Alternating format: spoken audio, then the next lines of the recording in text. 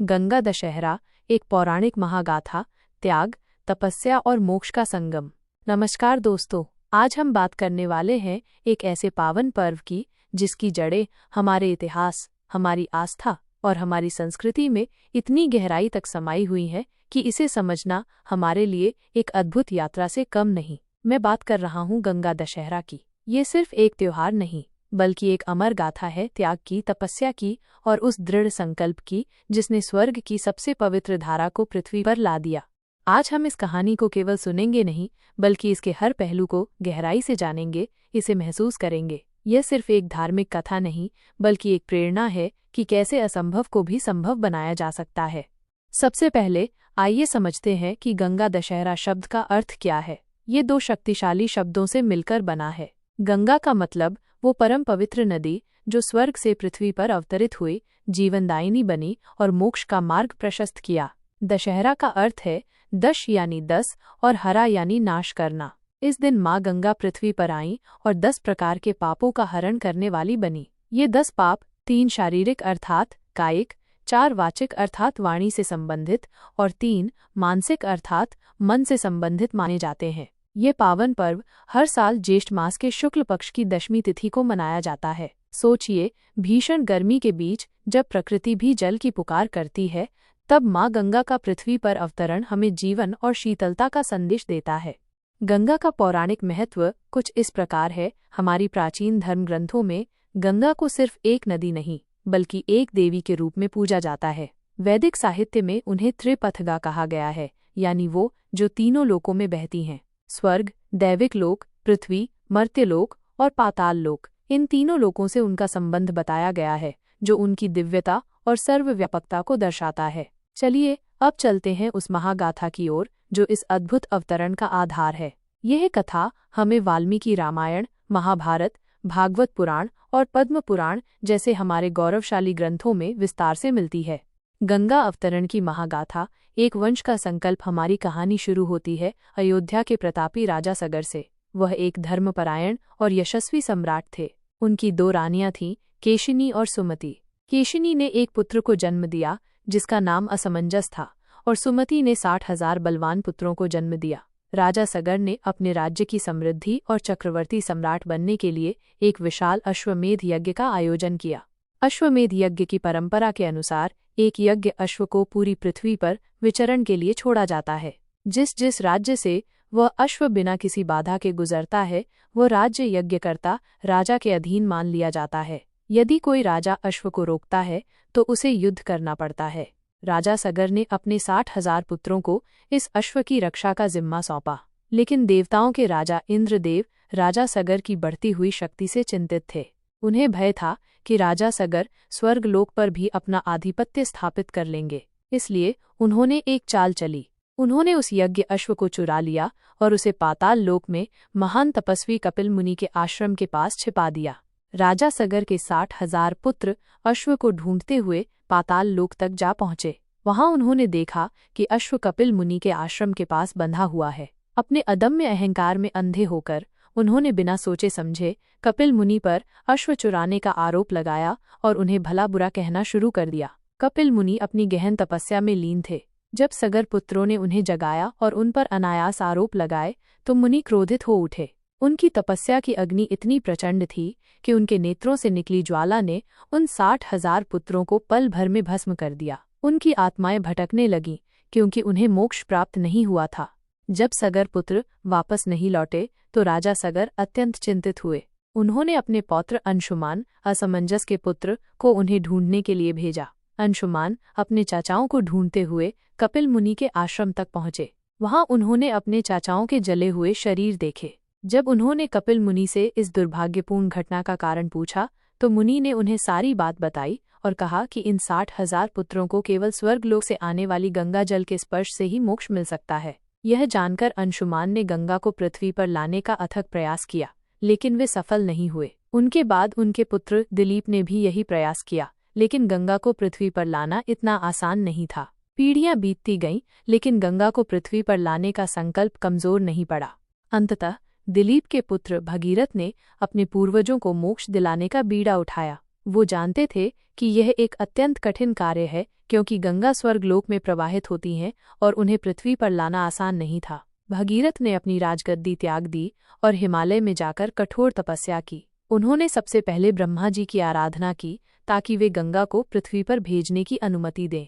ब्रह्मा जी भगीरथ की तपस्या से प्रसन्न हुए और उन्हें वरदान दिया कि गंगा पृथ्वी पर आएंगी। हालांकि ब्रह्मा जी ने भगीरथ को चेतावनी दी कि गंगा का वेग इतना तीव्र होगा कि पृथ्वी उसे सहन नहीं कर पाएगी और प्रलय आ सकती है। इसलिए उन्होंने भगीरथ को भगवान शिव की आराधना करने का सुझाव दिया ताकि वे गंगा के वेग को अपनी जटाओं में धारण कर सकें। भगीरथ ने एक बार फिर अपना लक्ष्य निर्धारित किया और भगवान शिव की कठोर तपस्या में लीन हो गए। उनकी भक्ति और दृढ़ संकल्प से शिवजी भी अत्यंत प्रभावित हुए।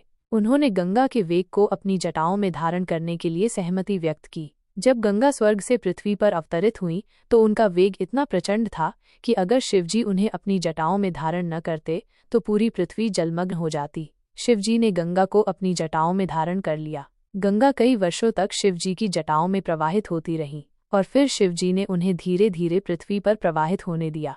गंगा 7 धाराओं में पृथ्वी पर प्रवाहित हुई, जिनमें से एक धारा भगीरथ के पीछे पीछे चलती रही। भगीरथ गंगा को उस स्थान तक ले गए जहां उनके 60,000 पूर्वजों की राख थी। जैसे ही गंगा जल ने उन भस्म हुए सगर पुत्रों को स्पर्श किया, उन्हें तुरंत मोक्ष प्राप्त हुआ और वे स्वर्गलोक चले गए। इस प्रकार भगीरथ ने अपने पूर्वजों को शाप से मुक्ति दिलाई और पृथ्वी पर गंगा जैसी पवित्र नदी को लेकर आए।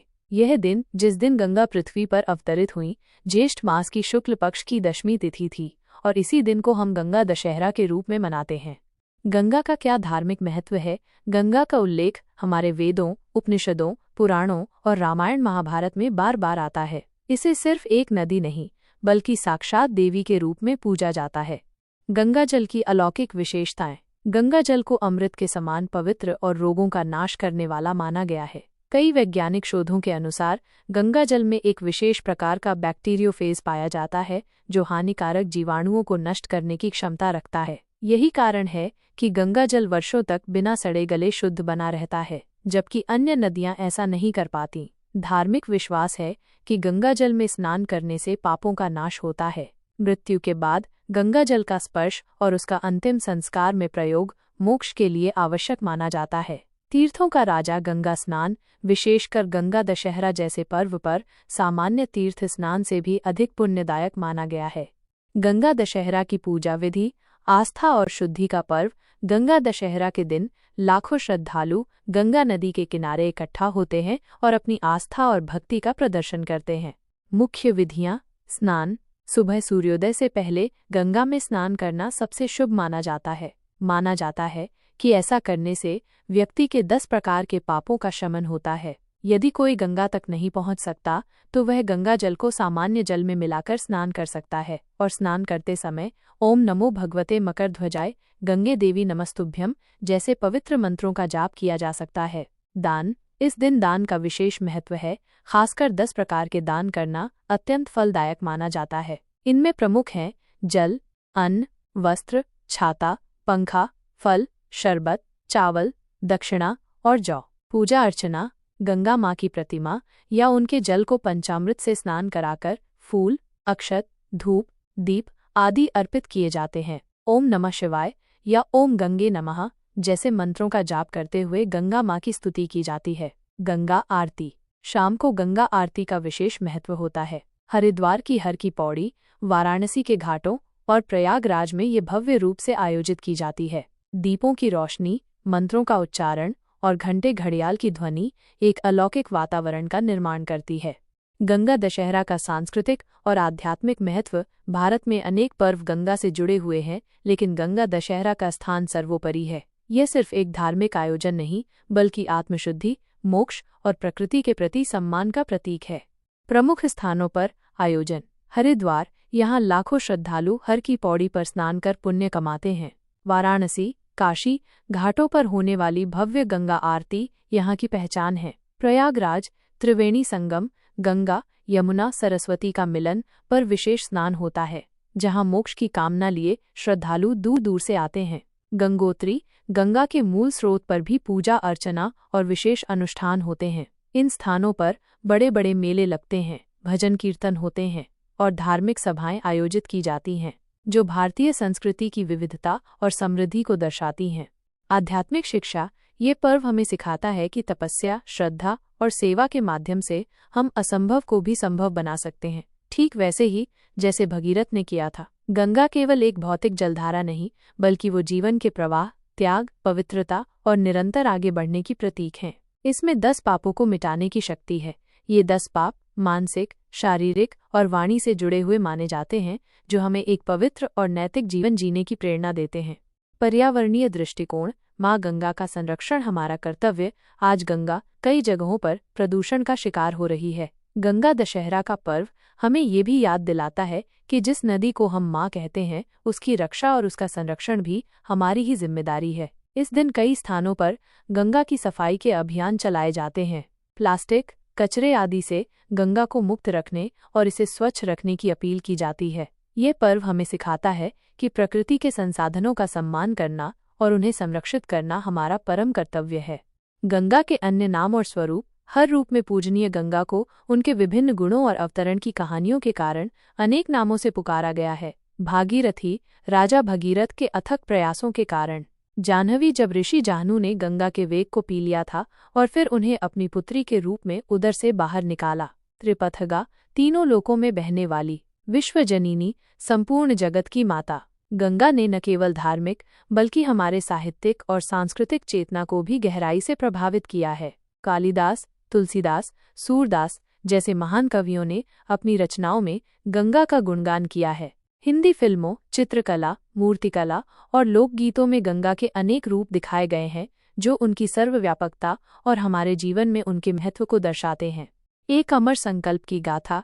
गंगा दशहरा केवल एक पर्व नहीं है, ये धार्मिक श्रद्धा, पौराणिक परंपरा, सांस्कृतिक गरिमा, आध्यात्मिक ऊंचाई और पर्यावरणीय चेतना का एक अद्भुत संगम है। ये हमें याद दिलाता है कि जल, नदियाँ और प्रकृति को पूजना केवल एक परंपरा नहीं, बल्कि जीवन की परम आवश्यकता है। माँ गंगा का पृथ्वी पर अवतरण न केवल सगर पुत्रों का उद्धार करता है, बल्कि आज भी करोड़ों लोगों को शुद्धि, आस्था और शांति प्रदान करता है। इस पावन अवसर पर आइए हम सब माँ गंगा के प्रति कृतज्ञता व्यक्त करें और उनके संरक्षण का संकल्प लें। यही सच्चा गंगा दशहरा मनाना होगा। इस वीडियो को देखने के लिए आपका बहुत बहुत धन्यवाद। अगर आपको ये जानकारी पसंद आई तो कृपया इसे लाइक करें, शेयर करें और हमारे चैनल को सब्सक्राइब करना न भूलें। मिलते हैं अगले वीडियो में।